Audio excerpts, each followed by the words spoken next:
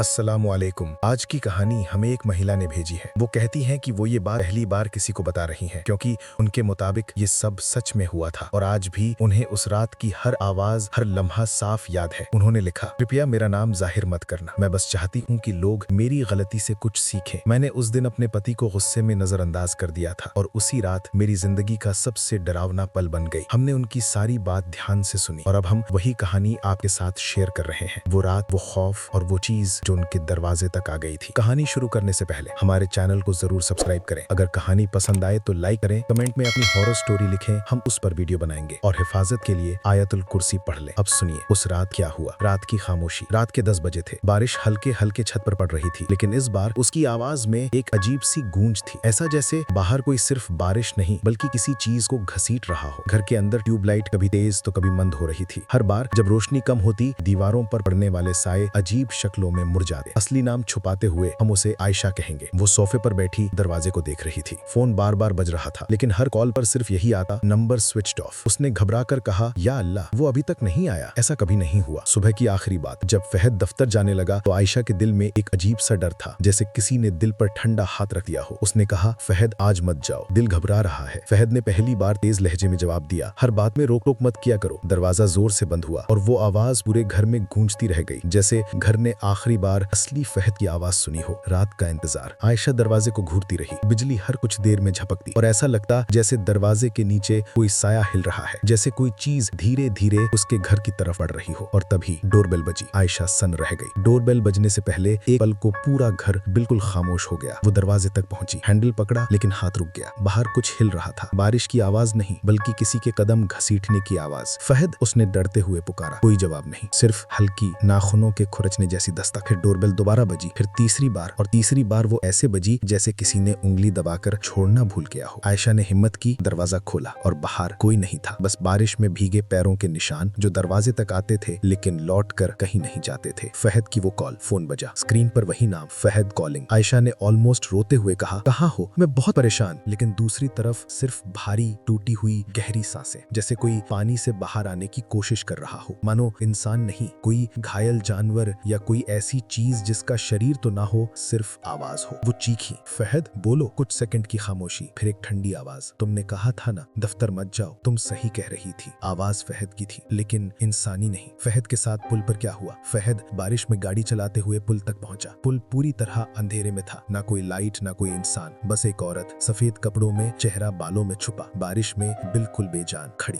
फहद ने गाड़ी रोकी। आपको मदद चाहिए? औरत ने धीरे से सिर उठाया। उसका आधा चेहरा जला हुआ था, जली हुई जगह से धुआं निकल रहा था। आंखें लाल और बिना झपके उसे देख रही थी। उसने टूटी आवाज में कहा, आज तुम्हें घर नहीं जाना चाहिए था। फहद डरकर गाड़ी बढ़ा ले गया, लेकिन आईने में वो औरत दौड़ नहीं रही थी, जमीन पर फिसल रही थी, जैसे कोई हवा उसे धकेल रही हो। दफ्तर पहुंचा तो पूरा बिल्डिंग अंधेरे में थी। दरवाजा खुला, जैसे कोई बुला रहा हो। अंदर महीनों की धूल और अचानक उसके कंधे पर किसी का हाथ। वो मुड़ा, कोई नहीं, बस सफेद कपड़े का एक भीगा टुकड़ा, जैसे वो औरत यहाँ तक आ चुकी हो। घर की वो रात। आयशा ने सारे दरवाजे बंद कर लिए। लाइटें तेजी से झपकने लगी।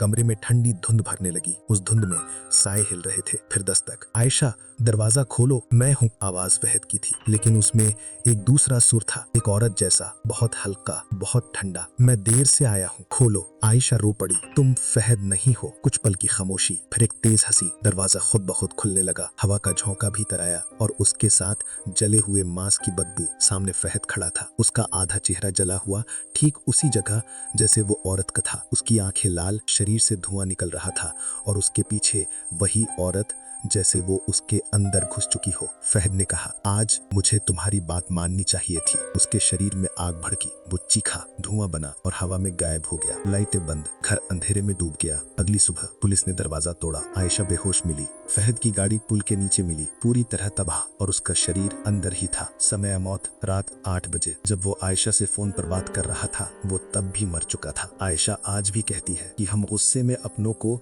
इतना दूर कर देते हैं कि वो लौटे भी तो जिंदा नहीं, सिर्फ उनकी कहानियां लौटती हैं। अगर ये कहानी आपको लगी तो बताएं कि किस पल ने आपको सबसे ज्यादा हिला दिया। और ऐसी और डरावनी कहानियों के लिए लाइक करें, कमेंट करें और हिम्मत हो तो पिछली हॉरर स्टोरी भी देखें। अल्लाह हमें अपनी हिफाजत में रखे। अल्लाह हाफिज।